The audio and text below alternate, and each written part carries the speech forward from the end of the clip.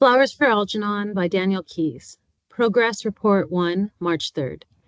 Dr. Strauss says I should write down what I think and remember and everything that happens to me from now on.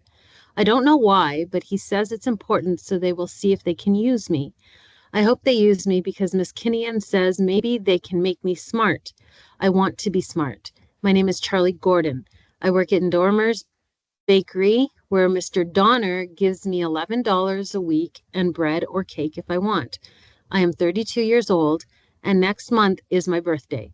I told Dr. Strauss and Professor Niemer I can't write good, but he says it don't matter. He says I should write just like I talk and like I write compositions in Miss Kinnian's class at the Beekman College Center for Retarded Adults, where I go to learn 3 times a week on my time off.